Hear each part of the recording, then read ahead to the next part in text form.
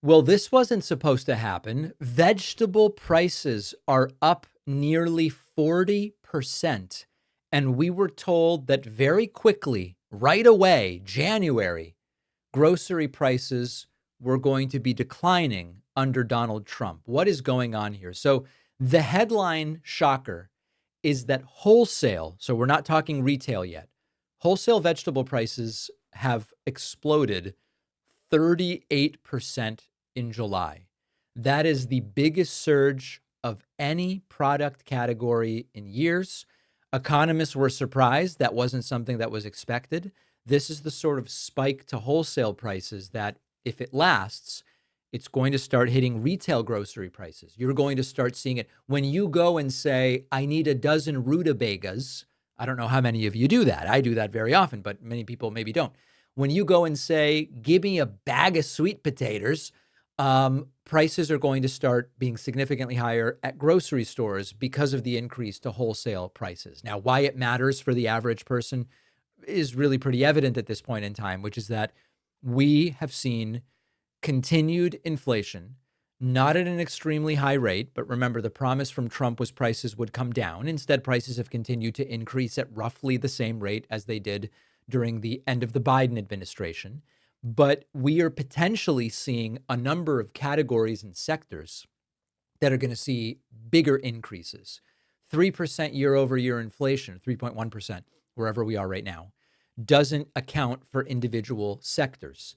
And when wholesale grocery prices go up 38%, that is going to be a major, major problem. And it potentially is going to see grocery bills go up more than 10%. Now, you might say, if veggie prices are up 38%, why would my groceries only be up 15%? Well, veggies are only a portion of your overall bill. So that's sort of the idea here.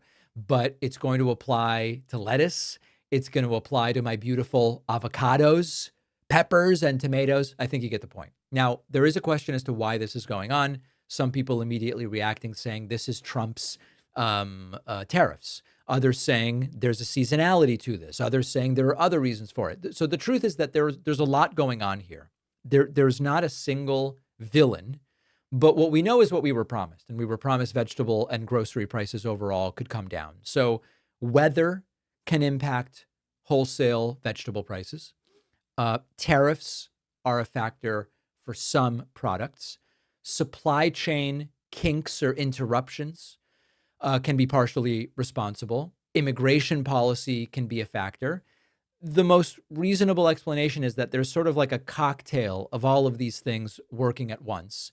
And the tariffs shouldn't be ignored, right? The tariffs aren't solely responsible, but the United States imports more than a third of our vegetables. Tariffs directly raise the cost of imports. If you're importing a third of your vegetables, you're going to see prices go up there. Produce is something you can't really stockpile ahead of price hikes. If you do construction and you learn that some of your construction materials will be going up in price, you can, if you have the cash flow for it, if you can get a line of credit or use cash that you have on hand, you can buy more and stockpile it early so that you have it at the lower price before the tariffs kick in. With perishable things, especially things that you can't just freeze and wait, you really can't stockpile it. And this applies to, think about if you were at home and you really like, I don't know, say you really like cherries.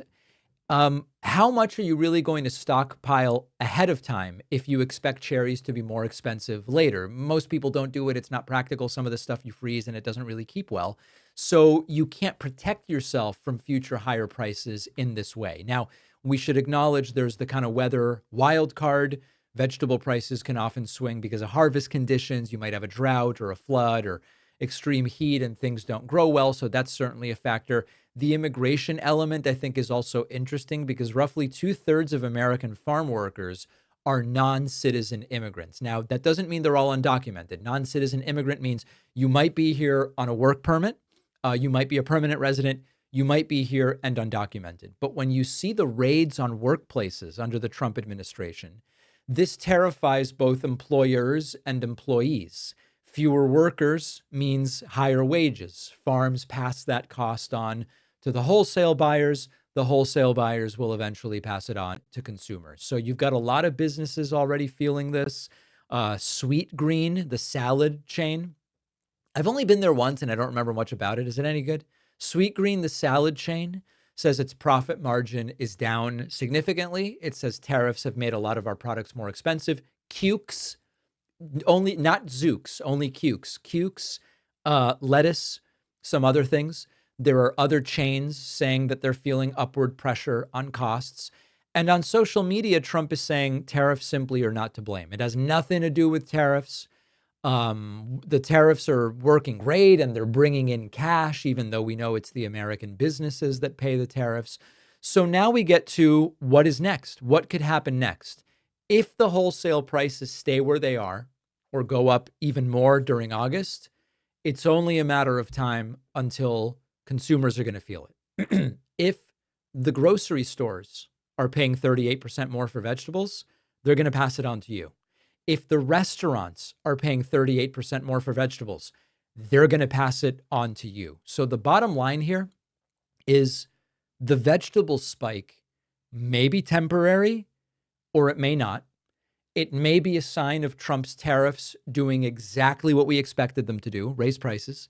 It may be a sign of Donald Trump's immigration raids doing exactly what we expected them to do, which is to raise prices where non-citizen immigrants, documented and undocumented, play a role in terms of labor.